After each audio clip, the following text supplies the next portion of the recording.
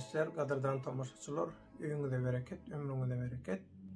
Şuň 15-nji ýanwarda Türkiýe wagty bilen saat 23-de, ýagny giýje 11-de Hatyra güni çarşawasynda taryhda biziň ata-babalarymyzyň türkmenliň bakmaçylyga, kolonizatorlara garşy nähili görüş alyp baranlygy, reaksiýa görkezendigi barada siyasi, medeni hem cemiyetçilik taýdan öňde barjy bolan bütün dünyadaki siyasi, medeni, cemiyetçilik işlerde tecrübesi bolan şol wagtyň özünde Türkmenistanyň Ilymlar Akademiýasyna işläp gaýdan bir ýaşlymyz Ustad Halypamyz we Yusuf Gor şoň bilen şu gün nesip bolsa Türkmenim YouTube kanalynda gönümül ýaýlym geçireriz. Watandaşlarymyzyň tema bilen baglanşykly soraglaryna da jogap bereriz.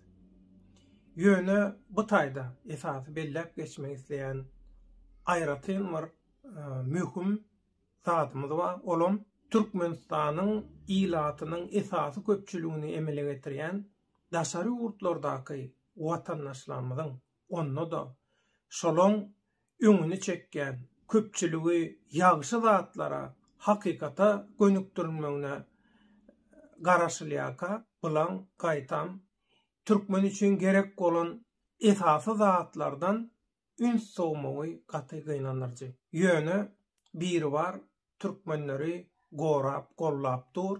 Inha şoňam bir sowutnamasy Türkmen sehradaky türkmenler daşary ýurtlardaky köpçülik türkmenistanlara garalanna Hatyra gününde öz gerçeklerini has gowy ýatlady, guramaçylykly agdybirlikde ýatlady.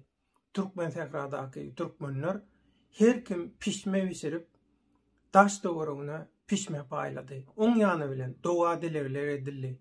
Şeýle-de ata-babalarymyzyň türkmenliň taryhdaky edermenlikleri, gaýdusuzlyklary barasynda dürli tarihi ähmiýetli söhbetdeşikler geçirildi. Şeýle-de türkmeniň ruhunyň alkynlaryň goşgular, edebi eserler halk köpçüliginiň dikkatyny ýetirdi.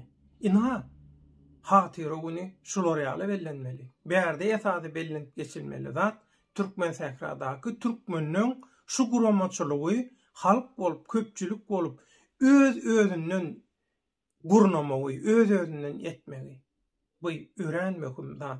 Şoň üçin bizim daşary ýurtlarda bolan Türkmenistanly esasy köpçüligiň şular ýaly agdybirlikde, kollektiv görnüşde peýdaly işlerde birleşip watanyna, halkyna, geljek nesillerine peýdaly şolary ruhlandyrjak, şolary görünen görünmeýän belaweterlerden, provokasiýalardan gorap saklajak, şular ýaly peýdaly işler edip görelli bolmagyna garaşýas, umyt edýär. Şoň üçin Türkmen sehradadan gelip gowuşan bir videony dikkatyňize ýetirýär. Türkiýe wagty bilen giýje saat 11-däki gün ýaýlymyza çenni saglypda görüşelim, hoş sag bolun. Göktepeň şehitleriniň ruha şad bolsun, men şu sadaka diýen pişme paýlaýan.